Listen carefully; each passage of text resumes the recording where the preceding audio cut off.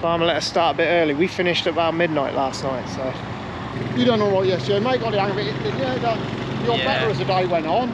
Yeah, we're just getting used to it again. Like. Oh, it's hard work anyway. You just got to get used to it, and yeah, you're trying to drive straight and watch your trailer, watch your spate. You know, you combine. Yeah. Well, it's a job, isn't it? Yeah, I'd rather you go if I could run away than you combine. Farmer's setting the dryer up. We had a hell of a night last night.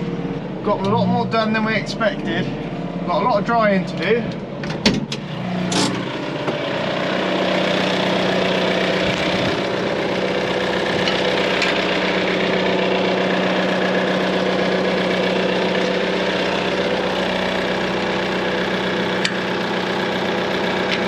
Me and Dave have got some sorting out to do. We've got to go and sort the wet grain shed over at Jim's. We're going to go and sort that out. Ready for oats. We've got a delivery to make. Loads of little final.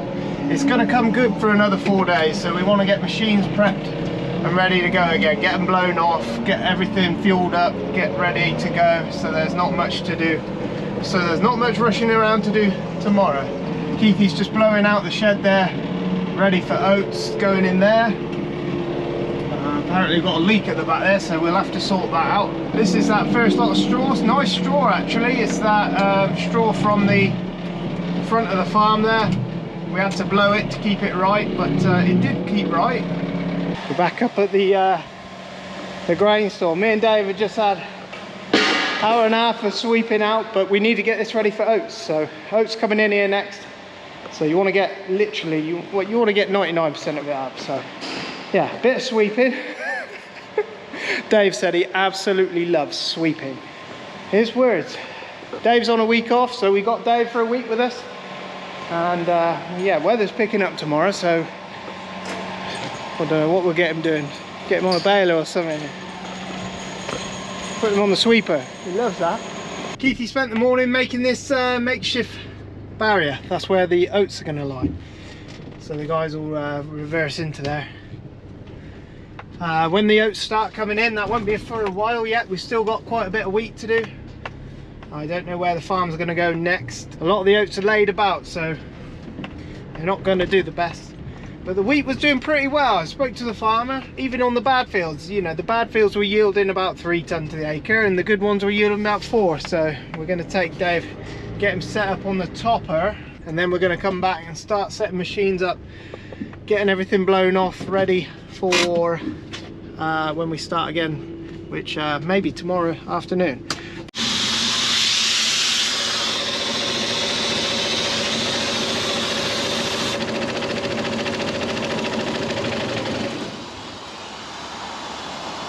That doesn't sound good.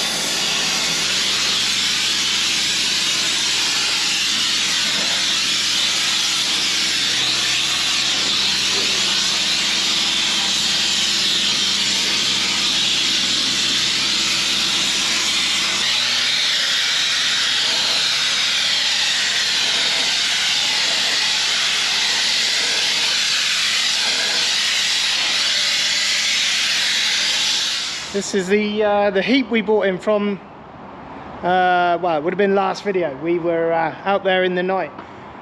Good job too, because we had quite a bit of rain just after we finished. We finished at, it was about 20 past 11, something like that, but it's midnight before you're home. Anyway, we started at 2 in the afternoon, 300 tons in the shed. It was, for the most part, 90% of that is at 16%. There's a little bit at the back which is a little bit higher at 17.5. Farmer's already digging into it. He's already got, I think he's on his 3rd or 4th load for the day. So when you're talking about lower percentages of moisture, it hasn't got to be in the dryer for so long. So you can get it through the dryer pretty quick. So Farmer's been on that all day. A couple of days, that'll be through the dryer in the shed and it'll be storing correctly. You know, if you leave it for a long time, it can go bad if you store it like that. It was a good job, actually. Some of the fields, these are the wheat fields that we planted end of last year. First, you know, when we were first on the drill, first having a go. Even on some of the worst fields that got wet, they're still averaging 3 ton on those ones. So, and the good fields were averaging about 4 tons to the acre. So it's going to average somewhere in the middle of there, you know, between 3 and 4 tons. Yeah, we'll see how that averages out. This is Costello, this one, but you know, it's a nice variety. Yields quite well. Straw's really nice. Just quite a nice variety. Keithy made this little it's where we put corn on a year. You know, if we're drying corn and we need a wet store, we'll often use this area. It's where we keep the cows in the winter, but we've washed it all out. The floor's been washed, it's all been blown out. If we haven't got space for the oats in the other sheds, it'll come in here and most likely get loaded on lorries before we need this shed anyway. It does a job, actually. It does a nice job. It keeps it all in there, and we're not sure what the how the oats are going to do, because a lot of them laid flat at all locations. Yeah, we're not sure what this weather's going to do. We've got 3 days from now, including today, that are okay, and Lynn reckons it's going to be pretty poor next week again, but it keeps changing. By the day, the weather is just changing all the time again. It's just one of those years where if it's dry enough, it's got to come in. Yes, it's just, that's why we worked late the other night. It might be one of those years where you have to dry everything. Farmers had it before, you know. It's just one of those things. All you can do is go with whatever you've got in front of you. So, but we're going to do what we can do. What we always do. We're going topping. We have done all of the wheat at Jim's. We have done the wheat at home. And we're about 3/4 of the way through the wheat over at Collins and Jackie's there. So we still got Jackie's farm to do. We still got Mick's farm to do. Not great areas to cover, but still a third of what's over there to do over there. There's also Graham and Martin's wheat that needs to come in. There's also Alistair's wheat still standing, that needs to come in. If it gets to, if you know, if another week passes, or farmer might even decide that it's getting on and it's going to come in, and we'll have a contractor come in and do it for us. I think we've had an offer from someone to come and bring that in for us if we need. So but we want it dry if that's the case, because obviously if you're drying it as well, then it's double whammy. We might as well cut it ourselves if it's wet, you know, because we can yeah, you haven't got the cost then. Other than that, there's still barley at Peter's farm, there's still oats at our farm, there's still oats at Jim's farm, there's still barley at Alistair's farm. So we have got a massive chunk to do still, and I don't know what the date is. I think we're 14th of August, 13th or 14th of August, I think. I can't remember, because sort of days just melt into one. I'm changing gear with my elbow. So lots to do still. We need, you know, 2 weeks of good weather and we would be, you know, you'd get a lot done. But we've got 3 or 4 days, so we'll you know, we'll work around the clock until we can't work no more. I was saying to young David yesterday, I said, could you imagine the world if all the industries in the world worked like farmers do at harvest time? You know, or like farmers in general. We don't have set hours, we don't have set things. You just keep going until the job's done. Imagine if the world worked like that. You would it'd be a different place, that's for sure. We're going to go and top the runway at Peter's farm while we've got a minute. Obviously it rained yesterday, quite a bit of rain as well, more than I was expecting. It's going to be, you know, 4 o'clock, 5 o'clock before we're doing any combining today, so we're going to go and get some topping jobs done. Young Dave and Keithy are going to go and turn the hay, because we've still got hay down, that's got wet now. Just one of those things, I'm afraid. You know, they keep promising you a few good days and then it changes again. So unfortunately we couldn't get it dry in time, and the rain got to it. So I imagine that'll be cow hay, that. So we'll just round bale it and stack it somewhere, and the cows will have that for feed when they come in. We're just topping the runway for the guys up here. The owner likes it cut short, you know, as short as it'll go. This is the barley's right next to us. You know, there's not going to be, well, I think it's gone past its best already. It wants combining right now, if you know what I mean, but there's higher priorities in place, unfortunately. The wheat's worth more, and the crop isn't great up here. You know, there is a crop here, but it's not going to be record breaking, or it's not going to be even worth remembering. Actually, thinking about it, there's 2 good fields here, and the rest have patches where it got wet, and that was just the story of the year. Unfortunately, it's always the same at this farm. We'll try again next year, and it might be a different year altogether, we don't know. They say farmers are always next year people, you know. Oh, it'll be a better year next year, so we'll see. But it does want combining. It could do with combining right now, but as you know, there are combines up the country all thinking the same thing. Everybody's looking at their crops thinking that ought to come in, and yeah, it's quite heartbreaking really, you know. But we will get some weather at some point, and we will get to it, and what's left will be what's left. Tricky times this year, tricky times, but the grass seed that we planted is just a couple of fields over. We're going to go and take a look at that. We're going to do that now because we're as close as we can be right now, and I just saw from up on top of the hill that it's looking pretty green over there, so we'll go and have a look at that. This field here, this is that one we were drilling, and at the time we were like, Christ, you know, we thought we were pushing our luck drilling it at the time. You know, it was sticky in places, it was fine, you know, in the middle it was all right, but it doesn't look too clever.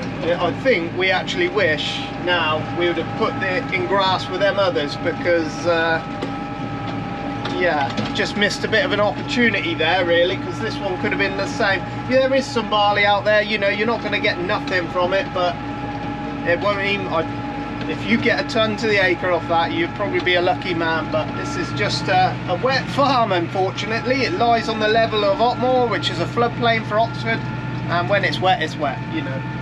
It's changed since we were last here.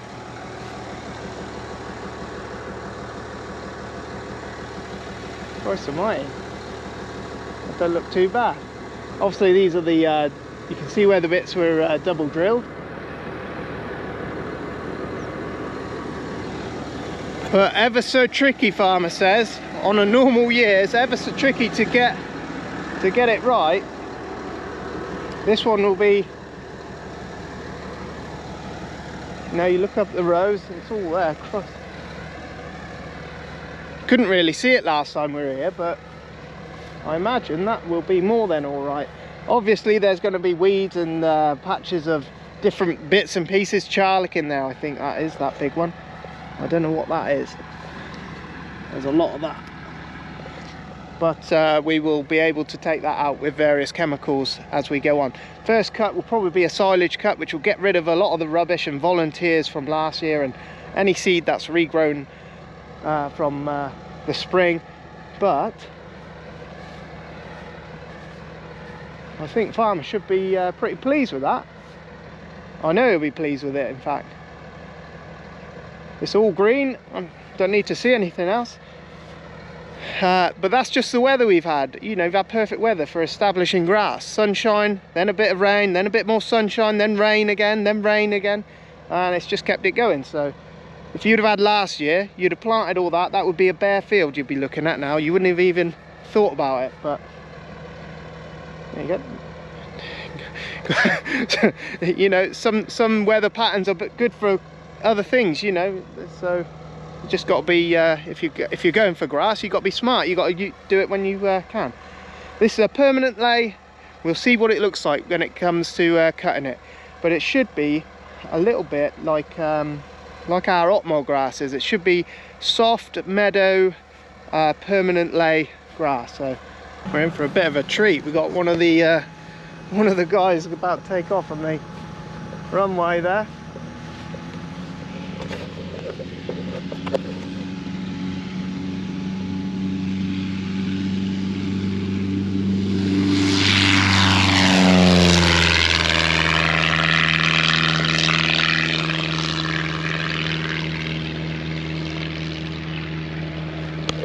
I always try and give them, you see any planes coming into land, you got to get off the runway quick. Never been a fascination of mine, being able to fly or anything like that.